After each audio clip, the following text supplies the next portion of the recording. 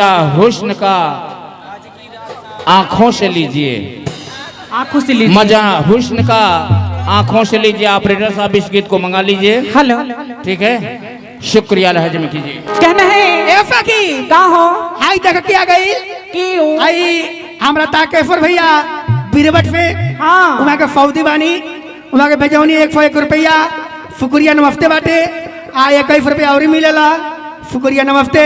हमरा भातार वाले बनते खिला होता है तहरे बता रहा हमें का हो के ना हो गइल बने। आई हिरामन हलवाई आ गई ना बिरवट से। हाँ उन्हों के तरफ से 10 रुपया का पुरस्कार बा। पूरी सब्जी ले आओ। आए पूरी सब्जी लेके दा। पूरी सब्जी चाहे। हाँ देख भूख खाइल बना कोने दुबरा गइल बना। आई हो दादा आवता का पीछे से खियावता नहीं। हेलो तो कहना है हेलो कि गुनगुनाओ तो कोई बात बने, मुस्कुराओ तो कोई बात बने, ए जितू रह के क्या देखते हो, पास आओ तो कोई बात बने। हेलो गाने वाली लोग, हाँ आप लोगों की इस नगमे का कदर करते हुए बड़ा सम्मानित नाम आया है। कौन आ गए? ये आ गए श्रीमान दामोदर जी मुंशी जी। दामोदर जी मुंशी जी की तरफ से अपने बड़ी माता के आत्मा के शांति के लिए दामोदर जी की तरफ से 51 रुपए का पुरस्कार मिला है। और वो जानती एक शेर बोले हैं वो क्या? अरे भाई मुंशी जी हैं तो अच्छा ही शेर बोलेंगे। वो कह रहे हैं कि जिंदगी ऐसा जियो की पहचान बन जाए, जिंदगी ऐसा जियो की पहचान बन जाए, सोच कर कदम रखो कि पत्थर पर भी निशान बन जाए। जिंदगी तो सभी काट लेते हैं, जिंदगी तो सभी काट लेते हैं, लेकिन जिंदगी ऐसा जियो कि एक मिसाल बन जाए, सही बात है। एक मिसाल बन जाए। ओ शुक्रिया के साथ साथ ऊपर वाला से भी कामना करेंगे कि ऊपर वाला उस आत्मा को शांति दे जिनके अंतिम कर्म कांड में प्रोग्राम हो रहा है। हेलो सुबह नमस्ते और क्या कहती हूँ? सुनिए ये देखिए साथ ही साथ और तो कहाँ कही जा ये देखिए आ गए श्री मनोज हलवाई जी। अच्छा जिनके तरफ से 21 रुपए का पुरस्कार है हाँ और पार्टी की तरफ से लाख लाख धन्यवाद है। और साथ ही साथ है भाई मिसिर जी जो बड़े भाई के मौसा जी हैं।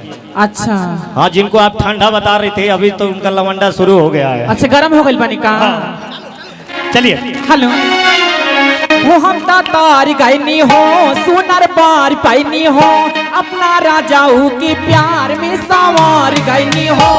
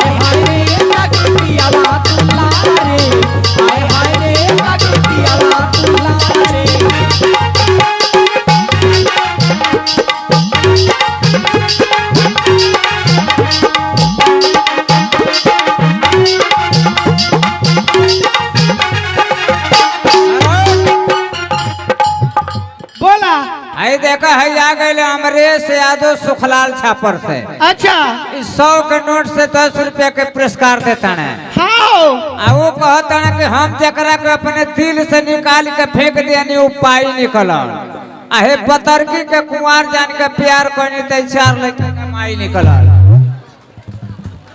हेलो मैं शिवाजी को शुक्र नमस्ते करती हूँ और भोजपुर में क्या कहती हूँ? क्या कहते हो? आइल बानी तोहरा गलिया किनी बारू हमार ललिया दीवाना यारा वागी कैसा भइल बा गलिया बरता बेचैनी ज्यादा मुश्किल भइल बा जीना जीना जीना ले लो पुदीना पुदीना